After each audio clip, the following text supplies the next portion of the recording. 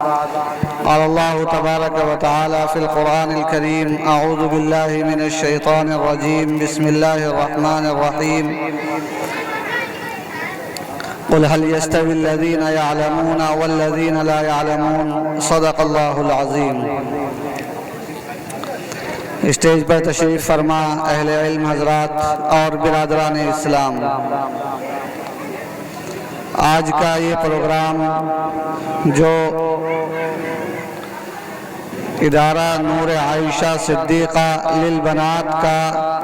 پہلا بخاری شریف کا افتتاح کا پروگرام ہے، یقیناً اس میں گاؤں والوں کی محنتیں بھی ہیں، اور اس کے علاوہ اس ادارے کے ذمہ دار جناب قاری محمد توصیف صاحب، قاری محسن صاحب اور جو حضرات بھی اس کے لیے کوششیں کرتے ہیں، اس کے لیے اجر جزیل عطا فرمائے۔ آج کا یہ پروگرام بالخصوص حدیث کے متعلق ہے۔ میں نے آپ کے سامنے جو آیت پڑھی، اس میں اللہ تبارک و تعالیٰ نے اہل علم کا تذکرہ فرمایا۔ قل هل يستوي الذين يعلمون والذين لا يعلمون۔ کیا وہ لوگ جو علم رکھتے ہیں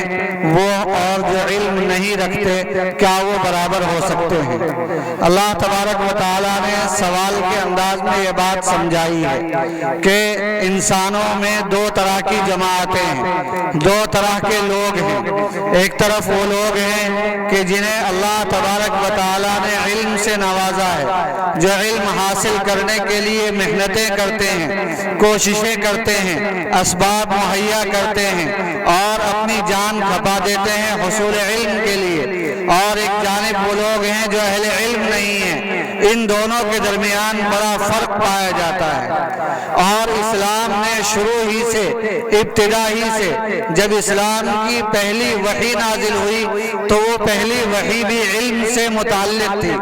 اللہ تبارک و تعالیٰ نے وحی نازل فرمائی: اقرأ بسم ربک الذی خلق، پڑھ اپنے رب کے نام سے، یعنی اللہ تبارک و تعالیٰ کی طرف سے جو پہلا پیغام آیا، اور ایک زمانے کے بعد آسمان کا جو رشتہ اس زمین کے ساتھ قائم ہوا، تو اس رشتے میں جو پہلا حکم دیا گیا وہ پہلا حکم علم کے حصول کا تھا کہ انسان علم کے ذریعے دنیا میں ترقی کر سکتا ہے، آگے بڑھ سکتا ہے، اور جو قومیں علم حاصل کرتی ہیں، علم سے وابستہ ہوتی ہیں، وہ قومیں آگے بڑھتی ہیں، ترقی کرتی ہیں، اور جو قومیں علم سے اپنا رشتہ کاٹ لیتی ہیں، اپنا تعلق منقطع کر دیتی ہیں، وہ قومیں بہت جلد ختم ہو جاتی ہیں۔ اور مسلمانوں نے اسلام کے اس حکم پر ابتدا سے عمل کیا۔ جناب رسول اللہ صلی اللہ علیہ وسلم کے زمانے میں حضرات صحابہ کرام رضوان اللہ علیہم اجمعین نے جناب رسول اللہ صلی اللہ علیہ وسلم سے قرآن کا علم حاصل کیا، حدیث کا علم حاصل کیا، دین کا علم حاصل کیا، شریعت کا علم حاصل کیا، اور پھر یہ سلسلہ چلتا رہا، اور جتنا اس سلسلے نے ترقی کی، جتنا مسلمان علم کے میدان میں آگے بڑھتے چلے گئے، دنیا کے اس نقشے پر مسلمان ترقی کرتے چلے گئے، دنیا کی دوسری قومیں ان کی محکوم بن گئی، ان کی باج گزار بن گئی، ان کی فرما بردار بن گئی۔ لیکن جب سے اس قوم کا رشتہ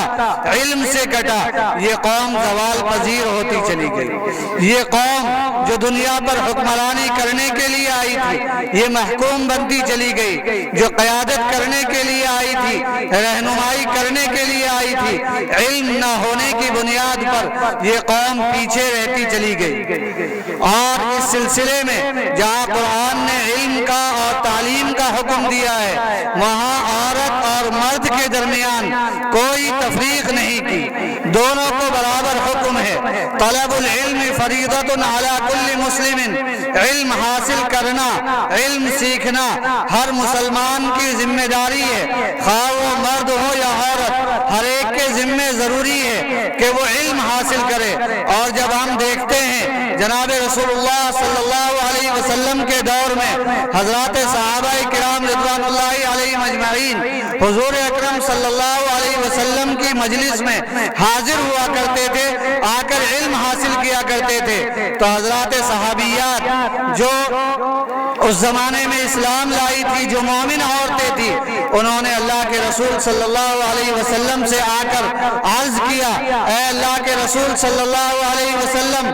مرد ہم پر غالب آ جاتے ہیں، ہم چاہتی ہیں کہ ہمارے لیے ایک دن متعین کر دیا جائے جس دن آپ صرف ہمیں تعلیم دیں، ہماری تعلیم کے لیے ایک دن متعین کر دیا جائے۔ ابھی جس کتاب بخاری شریف کا افتتاح ہوگا اسی کتاب کے اندر یہ روایت موجود ہے۔ اور پھر حضور اکرم صلی اللہ علیہ وسلم نے خواتین کے لیے ایک دن باضابطہ متعین فرمایا جس میں آپ خواتین کو، عورتوں کو تعلیم دیا کرتے تھے۔ یعنی ابتدائی سے اسلام نے عورتوں کی تعلیم کا اہتمام کیا، مسلم بچیوں کی تعلیم کا اہتمام کیا۔ یہی وجہ ہے ہم دیکھتے ہیں کہ حدیث کے بعد میں بہت بڑی تعداد عورتوں کی ہے جنہوں نے روایات کو نقل کیا ہے، جنہوں نے احادیث کو نقل کیا ہے۔ یہ کتاب بخاری شریف جو قرآن کریم کے بعد سب سے بلند مقام رکھتی ہے، سب سے بڑا درجہ رکھتی ہے، اس کتاب کو جب کھول کر پڑھیں گے تو معلوم ہوگا کہ اس کتاب کی جو پہلی روایت ہے وہ تو حضرت عمر ابن خطاب رضی اللہ تعالی عنہ سے مروی ہے، لیکن جو دوسری روایت ہے وہ ایک خاتون ام المومنین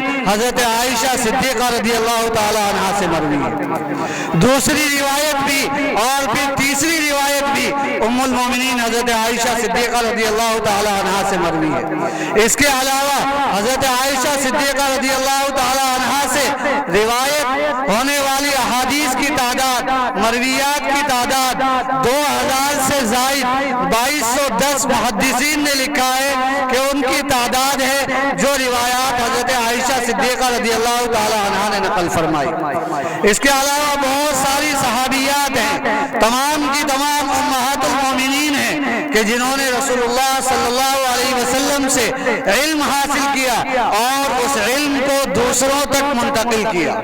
تو علم ایسا نہیں کہ اس پر مرد کی اجازت داری ہے، مرد کا تسلط ہے کہ مرد ہی علم حاصل کرے گا، نہیں، عورت بھی علم حاصل کرے گی۔ عورت کی بھی ذمہ داری ہے کہ وہ میدان میں آئے، علم حاصل کرے، معاشرے کو سنوارنے کی کوشش کرے، معاشرے کی اصلاح کی کوشش کرے۔ تاریخ پڑھیں تو معلوم ہوگا کہ ہماری اسلامی تاریخ کے اندر محدثات، مفسرات کی ایک بڑی تعداد ہے، عورتوں کی ایک بڑی تعداد ہے جنہوں نے علم حدیث میں ایک بڑا نمایاں کردار انجام دیا۔ ابھی چند سال پہلے سن 2021 میں ایک کتاب طبع ہو کر کے آئی، ایک کتاب شائع ہو کر کے آئی، اس کتاب کا نام ہے الوفا باسماء النساء۔ 43 جلدوں کے اندر یہ کتاب ہے، 43 جلدیں جو ایک الماری میں بھی نہ سما سکیں، اتنی بڑی تعداد میں کتابیں، اتنی بڑی تعداد میں ایک کتاب کو لکھا ہے جناب ڈاکٹر محمد اکرم ندوی نے، اور انہوں نے اس کتاب کے اندر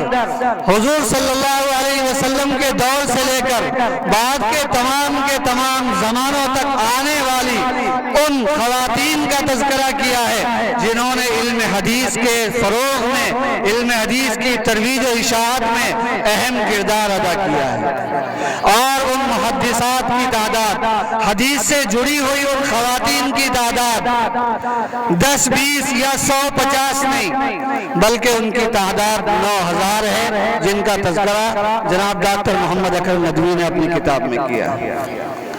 ہم صحیح بات یہ ہے کہ جانتے نہیں ہیں کہ عورتوں کا سماج کے اندر کیا کردار ہے، عورتوں کا معاشرے کے اندر کیا کردار ہے۔ عورتوں کو سمجھانا چاہیے، عورتوں کو تعلیم دینی چاہیے۔ عورتوں کے ذریعے ایک معاشرہ وجود میں آتا ہے، عورتوں کی گود میں نئی نسل پروان چڑھتی ہے۔ اگر عورت تعلیم یافتہ ہوگی، اگر عورت کے پاس قرآن کا علم ہوگا، اگر عورت کے پاس حدیث کا علم ہوگا، اگر عورت کے پاس اسلامی شریعت کا علم ہوگا، اسلامی اخلاق سے وہ واقف ہوگی، تو اس کی گود میں پلنے والا بچہ وہ اسلامی اخلاق سے واقف ہوگا، اسلامی آداب سے واقف ہوگا، قرآن سے اس کو محبت ہوگی، حدیث سے اس کو محبت ہوگی، رسول اللہ صلی اللہ علیہ وسلم سے اس کو محبت ہوگی، ہماری اسلامی میراث سے اس کو محبت ہوگی۔ لیکن آج ہمارے معاشرے کے اندر اس سلسلے میں بیداری بہت کم پائی جاتی ہے۔ عورتوں کے تعلق سے اب تو تھوڑی بہت بیداری پیدا ہوئی ہے، لیکن اب سے پہلے یہ بیداری نہیں پائی جاتی۔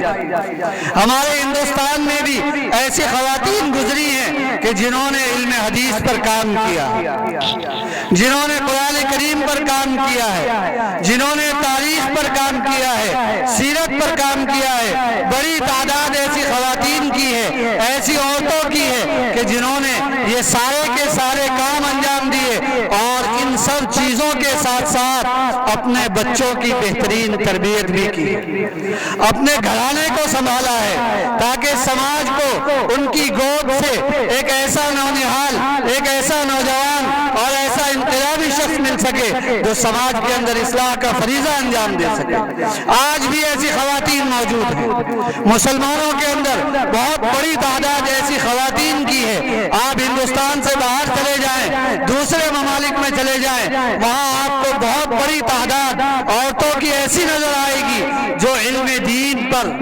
عبور رکھتی ہیں، قرآن سمجھتی ہیں، حدیث رسول میں کردار ادا کرتی ہیں، اور سب سے بڑی بات یہ ہے ایمان و عقیدے کے اعتبار سے نہایت پختہ ہیں، ان کے دلوں کے اندر مضبوط ایمان پایا جاتا ہے، طاقتور ایمان پایا جاتا ہے، ایسا ایمان جو پہاڑوں کو ہلا دے، پہاڑوں کو متزلزل کر دے۔ ابھی حال ہی میں ایک واقعہ ہوا، ابھی چند روز قبل 23 مئی کو ایک واقعہ ہوا، ایسا واقعہ ایک عورت کے ساتھ رونما ہوا کہ اگر وہ کسی مرد کے ساتھ وہ واقعہ ہو جائے، ہم لوگوں میں سے کسی کے ساتھ ایسا واقعہ ہو جائے تو وہ اپنی جان سے ہاتھ دھو بیٹھے۔ لیکن ایک عورت، وہ عورت جس کی تربیت اسلام کے سائے میں ہوئی، جس کی تربیت قرآن اور حدیث کے سائے میں ہوئی، اس کے ساتھ یہ واقعہ ہوتا ہے تو وہ ایسے موقع پر بھی قرآن ہی سے استشہاد کرتی ہے، قرآن کی ایک آیت پڑھ دیتی ہے۔ 23 مئی کا واقعہ ہے، فلسطین کے خاتون ڈاکٹر اعلیٰ النجار،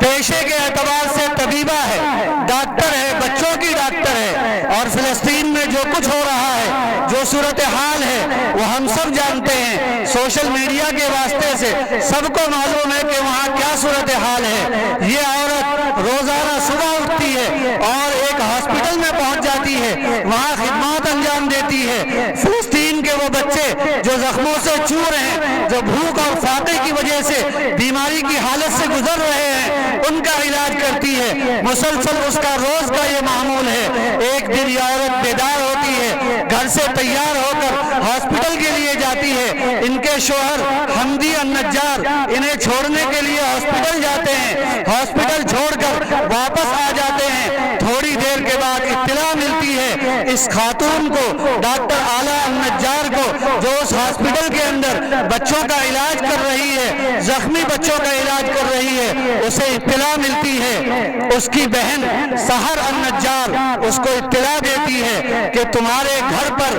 بمباری ہوئی ہے، اسرائیلی فوج نے بمباری کی ہے، اور تمہارے 10 بیٹوں میں سے 9 بیٹے جاں بحق ہو گئے۔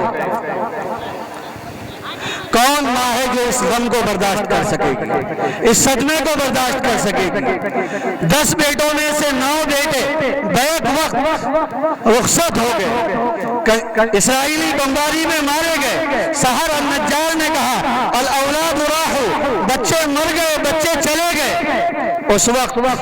اس صبر و ثبات والی خاتون نے، اسلامی تربیت یافتہ خاتون نے جو جواب دیا، وہ جواب اگر آپ سن لیں اور اس جواب کے ذریعے سے ایسی ہی تربیت اپنی اولاد کی کریں تو یقین جانیے کہ معاشرے کے اندر انقلاب پیدا ہو جائے گا۔ فوری طور پر اس عورت نے جواب دیا بل احیاء عند ربهم یرزقون، کہ وہ بچے کہ جن کے بارے میں تم یہ کہہ رہی ہو کہ وہ مر گئے، انتقال کر گئے، وہ اپنے رب کے پاس زندہ ہیں، انہیں رزق دیا جا رہا ہے۔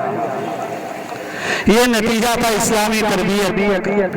یہ نتیجہ تھا قرآن پڑھنے کا، قرآن سمجھنے کا، حدیث پڑھنے کا، حدیث سمجھنے کا۔ اگر ہمارے معاشرے کی کوئی خاتون ہوتی تو وہ غم سے نڈھال ہو جاتی، مر جاتی، اور لیکن اس عورت نے صبر و ثبات کا دامن ہاتھ سے نہیں چھوڑا اور یہ کہا بل احیاء عند ربهم یرزقون، بلکہ وہ بچے اپنے رب کے پاس زندہ ہیں۔ شہید اپنے رب کے پاس زندہ ہوتا ہے، اسے پتا ہے۔ قرآن کریم نے یہ بات ارشاد فرمائی کہ جو لوگ اللہ کی راہ میں مارے جاتے ہیں وہ مرتے نہیں ہیں بلکہ وہ اپنے رب کے پاس زندہ رہتے ہیں۔ یہ نتیجہ ہے اسلامی تربیت کا، یہ نتیجہ ہے قرآن سے واقفیت کا۔ آج ہمارے علاقے میں ادارہ نور عائشہ، جس کی نسبت ام المومنین حضرت عائشہ صدیقہ رضی اللہ تعالی عنہا کی جانب ہے، جن کے بارے میں ابھی آپ کو بتایا گیا کہ ان سے مروی احادیث کی تعداد 2210 محدثین نے لکھی ہے، ان کی جانب اس ادارے کی نسبت ہے۔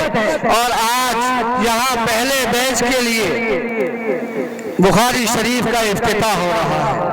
آپ یہاں آئے ہیں اس ادارے کے تعارف کے لیے، آپ کے سامنے بہت ساری باتیں آئیں گی، لیکن آپ یہاں سے عہد کر کے جائیں، یہ نیت کر کے جائیں کہ ہم اپنی نئی نسل کے اندر، بالخصوص خواتین کے اندر، وہ ایمان پیدا کرنے کی کوشش کریں گے جو ایمان اعلیٰ النجار کے پاس تھا، وہ ایمان پیدا کرنے کی کوشش کریں گے جو ایمان حضرات صحابیات کے پاس تھا، امہات المومنین کے پاس تھا، تابعیات کے پاس تھا، کہ ان کی گود میں پلنے والا بچہ کوئی امام بخاری بنتا ہے، کوئی امام ترمذی بنتا ہے، کوئی امام مسلم بنتا ہے تو کوئی دوسرا امام بنتا ہے، کوئی امام ابو حنیفہ کی شکل میں نمودار ہوتا ہے، کوئی امام شافعی کی شکل میں نمودار ہوتا ہے۔ یہ بڑے بڑے ائمہ، یہ بڑے بڑے حضرات جن کا ہم نام لیتے ہیں اور جو ہم سب کے سروں کا تاج ہیں، اور جن کے علم کی بنیاد پر، جن کی ثقافت کی بنیاد پر آج